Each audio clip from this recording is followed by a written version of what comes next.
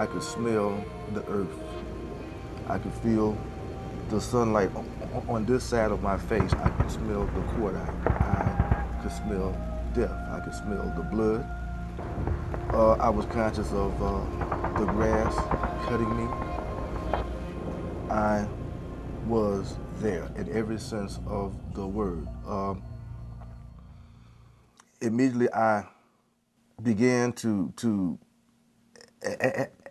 ask this child to forgive me. And the tears came, great big tears, and my whole body just was racked with emotion.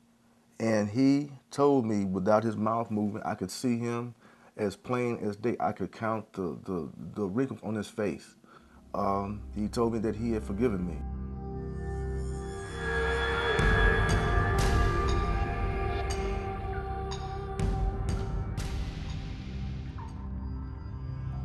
It was like, boom, boom, and there's my mom, there's the farm. He did it again, boom, there's my mom, there's the farm, there's my grandparents. And it was like, boom, here was my husband, but it wasn't just him, he was there. There were twin sisters in the family, and one of the sisters passed as a young baby. I didn't know her, and he was there with her. She was like a little child, and he looked at me and he said, whew. He said, she can ride ponies here. And the one thing that as kids, when we went out to the farm, the best thing was to be able to ride ponies when he got there. And it was like he was telling me that she was okay and he was okay, and then, it's all good.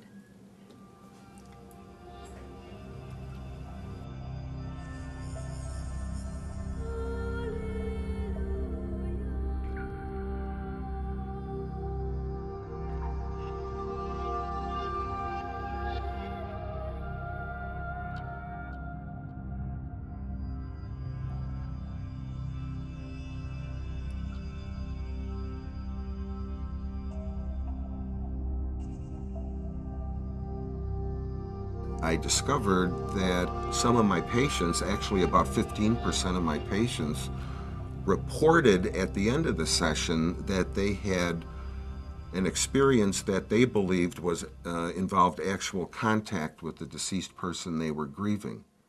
When this happened, the first time a patient reported this to me, I had no idea what they were talking about. You can't prove to anybody that you're actually talking to dead people, you know what I mean? And you can't prove you're not. And to me, it doesn't make any difference, because what they say to you is so real, so honest, you know what I mean, that you listen to it. The one thing I knew for sure was that this experience was healing my patients to a degree that I had thought was not possible. I felt like I had just experienced a miracle.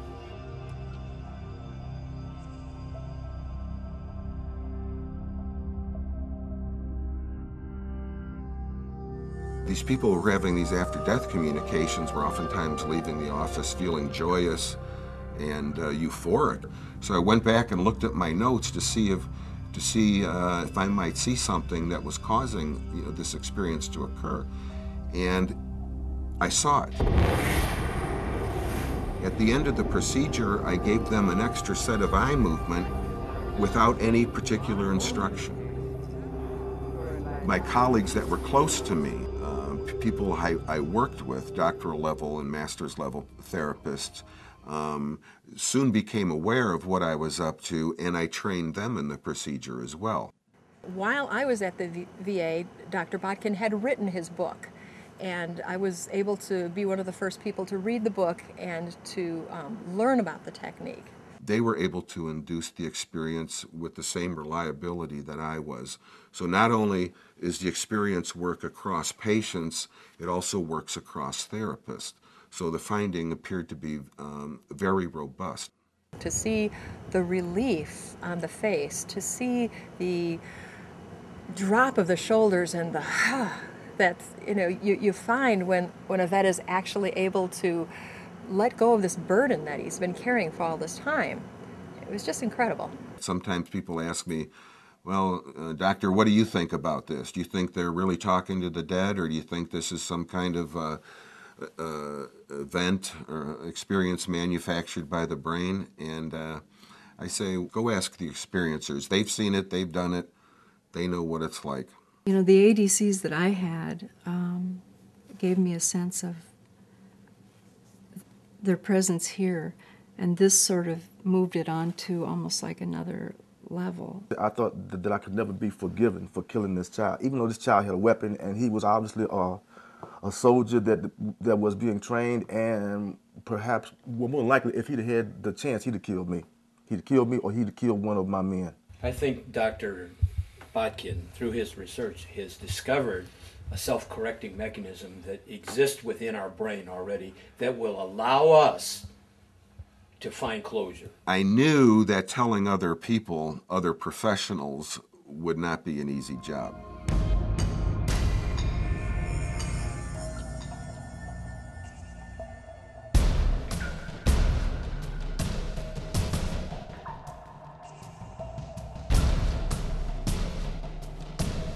In Vietnam, you learn about death. You see men go crazy. At one point, I no longer believed in God. I hated myself and I hated other people. The biggest trauma I had, I felt like I was a monster. You're walking around with the death of 600 human beings. And you feel sad about that, but you can never express it. There are times that you just wish you were dead.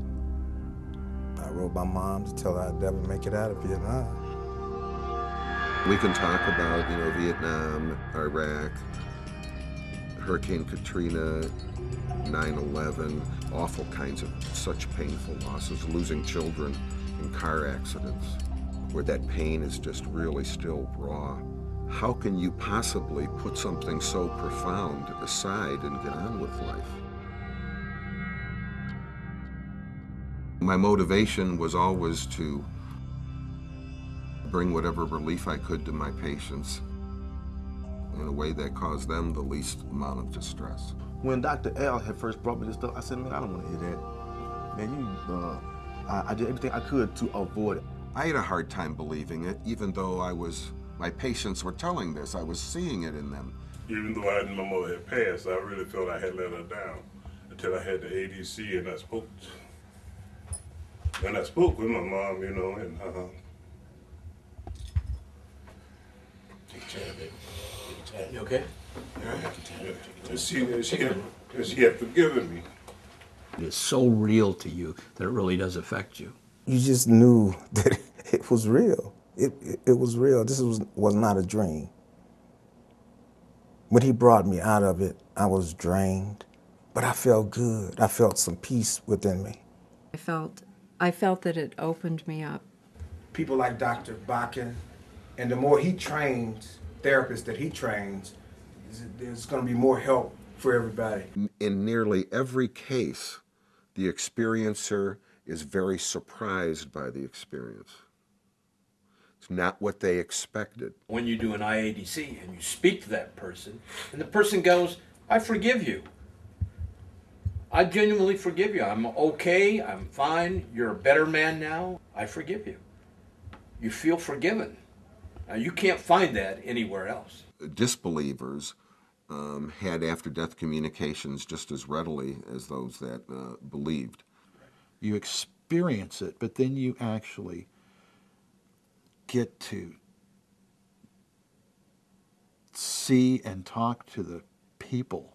This child communicated with me telepathically and told me that he was at a better place to live my life and be happy, to go forward, and that he had forgiven me. And that was like taking the weight of the world off of my shoulders. You don't know how many lives one death affects. One death. And people, if you see it on the news that 5 soldiers were killed, that's all you think about is 5 soldiers were killed. But you don't know how many lives that affect. You don't know how many traumas that it affects people, that people develop from this one death. those people need help too. This saved my life. This gave me another meaning of life.